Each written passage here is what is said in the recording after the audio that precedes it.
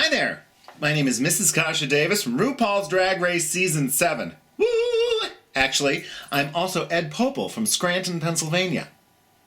And my first pet was an angry white poodle named Kasha, and I lived on Davis Street. So, basic bitch, Kasha Davis. Here I am. Oh my God, on a wheel. I am just so delighted to be here as a guest blogger for you, Aiden Park. Thank you so much for inviting me.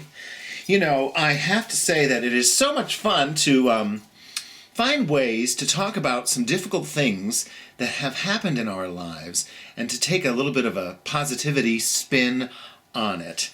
And I have to say that I have a story that connects with my catchphrase, there's always time for a cocktail. That's right. I used to say that every morning, noon, and night. Oh my gosh.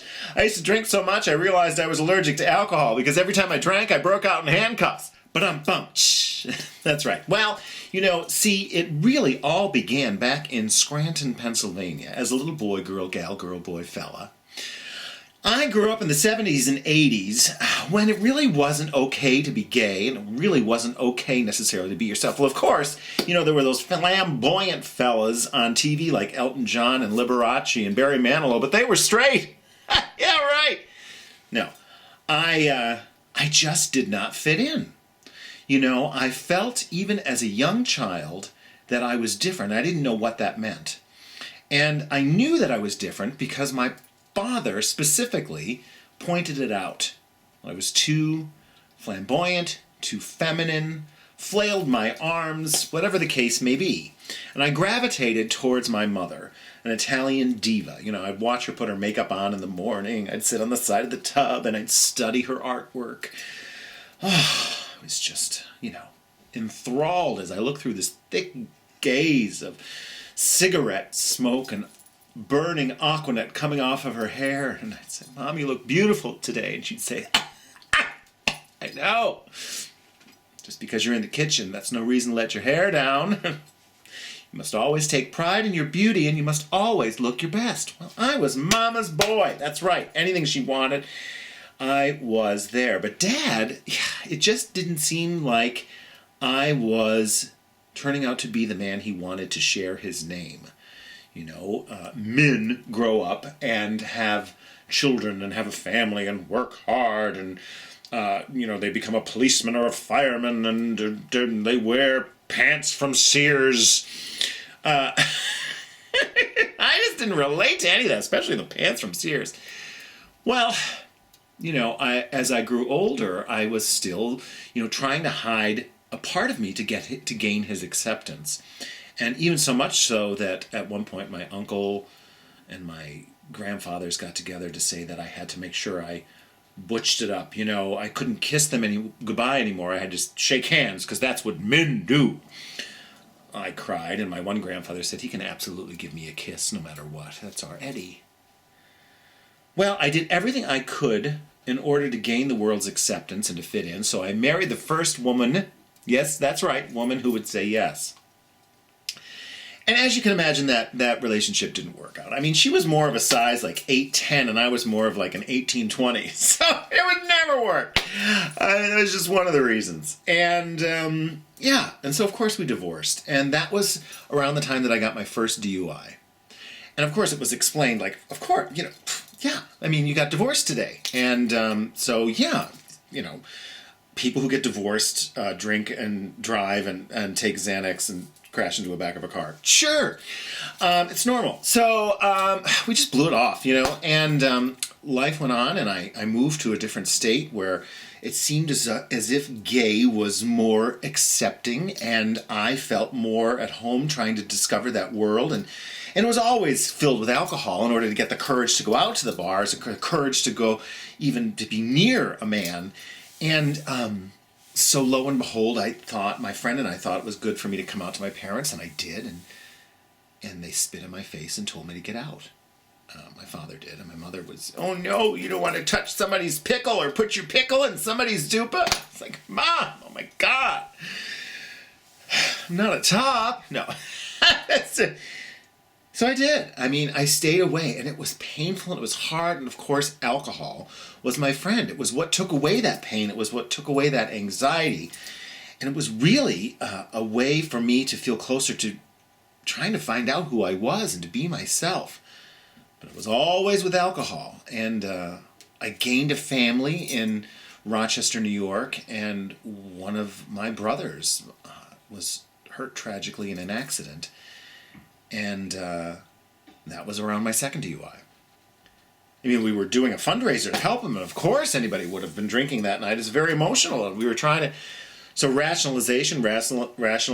Well, onward and upward, and as any time life got uncomfortable, it seemed alcohol was the answer. Mom got sick, wasn't doing well. Alcohol was the answer. Mom passed away. In order for me to feel closer to Mom, it felt like I had to get into that wet blanket, sadness, emotional place, and it seemed like alcohol was the answer. It took away the anxiety. It brought me closer to my emotions.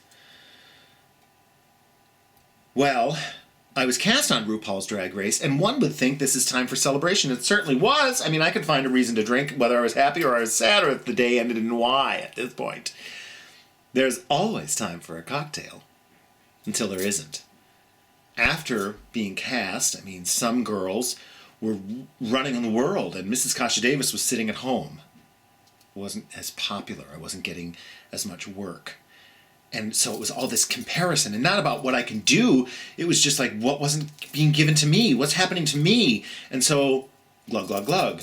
And my husband and I had made the decision for me to stop working my full-time job to be a full-time performer, a dream I've always wanted. Well, the self-doubt crashed in, and it was alcohol. And on this long couple days of touring, I was overdoing it the whole time, and lo and behold, my third DUI, I was drinking at noon during the day, and I swerved from hitting children.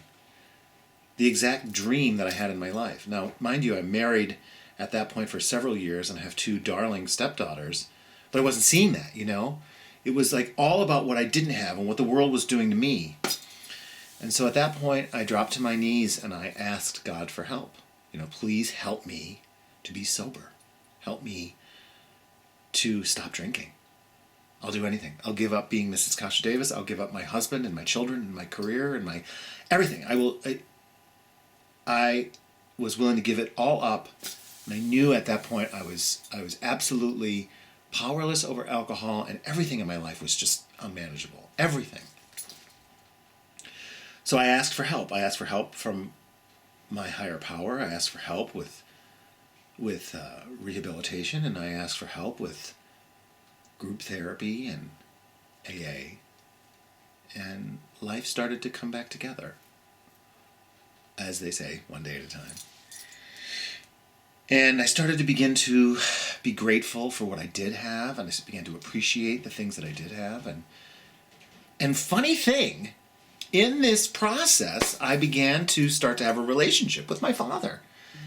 And I was, I'm still touring as Mrs. Kasha Davis, and I was booked in Scranton, Pennsylvania.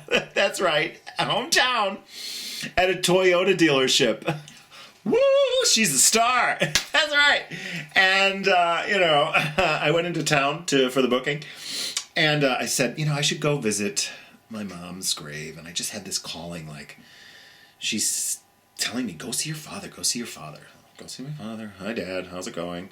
We're getting along. Things are getting better. I am grateful for that. And I'm owning my side of the street. I'm looking at my responsibility for parts of our relationship. I mean, it was bad when I was a kid, but then, I wasn't the greatest with him throughout the years. I was holding grudges and not giving him his space to explain how he felt.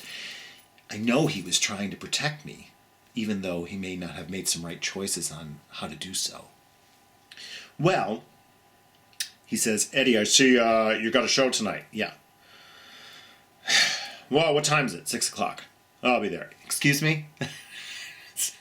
I don't know if you know, I'm going to be in drag. Yeah, I saw the picture in the paper. I'll be there.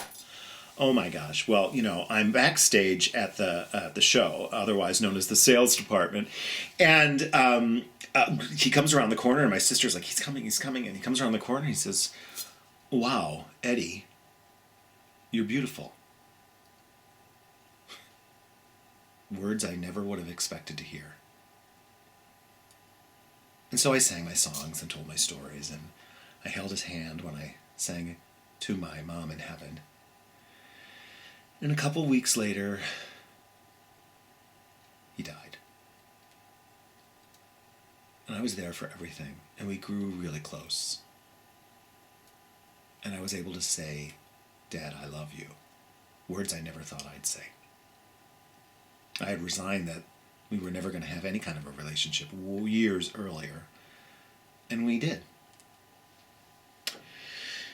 Well, you have to clean out the house, right? And so we're cleaning things out, and my sisters there's a box on the side of the bed, and I had posted on social media, my dad and I at that Toyota dealership performing, and a friend of his had, printed it out and emailed it to him or whatever. And his response to that email was, "Yes, that's my son, Eddie, and I'm so proud." So what is my message today? Well, I hope it's a message of hope, gratitude, owning and being responsible for oneself versus always somebody else is doing this to me. It's how can I change? How can I do different? How can I take responsibility? And understand that it does take patience. It does take work, but it takes owning my side of the street. And eventually, things got better one day at a time. And now, instead of "there's always time for a cocktail," there's always time for kindness. Lots of love from our home to yours. Mwah.